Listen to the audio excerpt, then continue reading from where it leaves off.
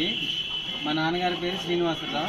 గత 15 సంవత్సరాల నుంచి భూ వివాదం జరుగుతుంది. మాకు మా సరిహద్దు పక్కన ఉన్న చల్లా సుబ్బారావు అనే వ్యక్తికి అతను అస్తమాటు మాకు ఏదో ఒక విధంగా మమ్మల్ని ఇబ్బంది పెడుతూనే వస్తున్నాడు. అయితే నేను లేని సందర్భంలో చూసుకొని గత రాత్రి జరిగిన సందర్భంలో అతనే 100% మా నాన్నగారిని చంపారు. దానికి మాత్రం ఎటువంటి సందేహం లేదు. 100% అతనే చంపాడు.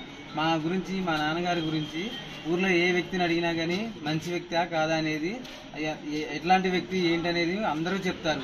నాకు 100% అతని మీదే అనుమానం. అతనే చంపాడు. చంపించడం కూడా అతనే చంపాడు.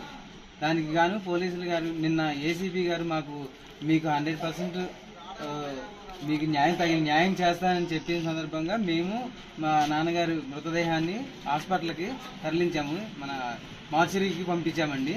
మాకు 100% న్యాయం జరగాల. న్యాయం కనుక జరగకపోతే కనుక నేను బాడీ తీసుకెళ్లి అతని ఇంటి ముందే దహన సంస్కారాలు మొత్తం అక్కడే చేస్తాము. ఇట్లు మీరు ఏదైనా సరే చేసి మాకు మాత్రం 100% న్యాయం చేసేటట్టుగా. నాకు అనుమానం అయితే ఏం లేదు. మా ఇంట్లో ఎవరిని అడిగినా సరే చల్లా సుబ్బారావు అనే వ్యక్తే అతనే చంపాడు. ములగలపెంట మా చేయిలోకి వచ్చి 4 రోజుల నుంచి వరుసగా పొద్దున్న సాయంత్రం వచ్చి నేను లేని సందర్భంలో చూసి మా నాన్నగారిని చంపాడు. అతనే చంపాడు.